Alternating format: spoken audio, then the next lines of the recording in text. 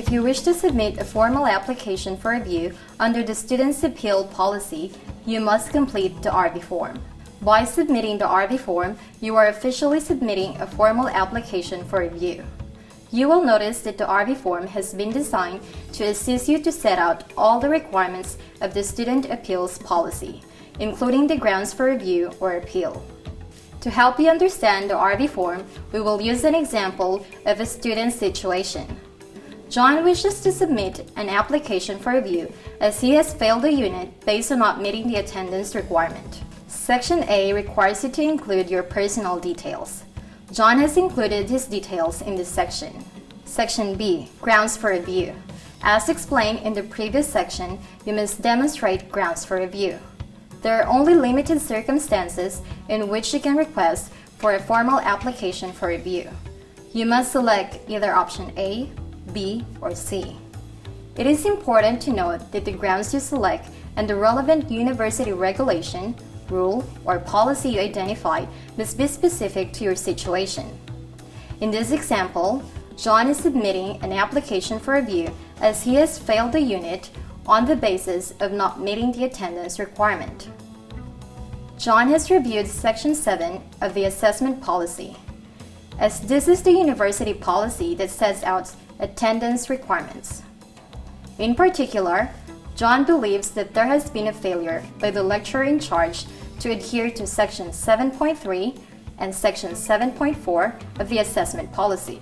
Section 7.3 of the Assessment Policy states, 7.3. Compulsory or minimum levels of attendance may be prescribed for any professional experience or community experience program or any practical, laboratory, or skill-based classes in which attendance is integral to achievement of the learning outcomes of the unit. Section 7.4 of the Assessment Policy states, 7.4.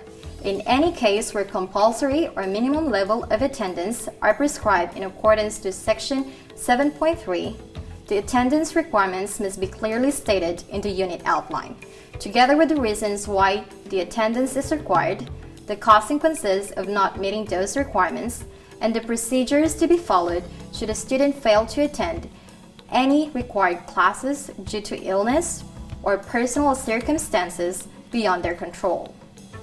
A student cannot be failed for non-attendance unless the unit outline clearly stipulates that failure is the consequence of not meeting prescribed compulsory or minimum levels of attendance. John has looked out the unit outline and believes that the lecturer in charge did not set out the compulsory or minimum levels of attendance in the unit outline as required by Section 7.3 of the Assessment Policy. Further, John believes the class in question does not meet the requirements set out in Section 7.3 of the Assessment Policy. John therefore selects option A from the grounds for review, as he is alleging that there was a failure by the lecturer in charge to adhere to Section 7.3 and 7.4 of the Assessment Policy. John also identifies Assessment Policy Section 7.3 and Section 7.4 in Section B of the RV form as shown. In Section C of the form, John identifies the unit code, unit title, and the name of the lecturer in charge. As John met with the lecturer in charge in relation to his fail grade, he provides information about his interaction.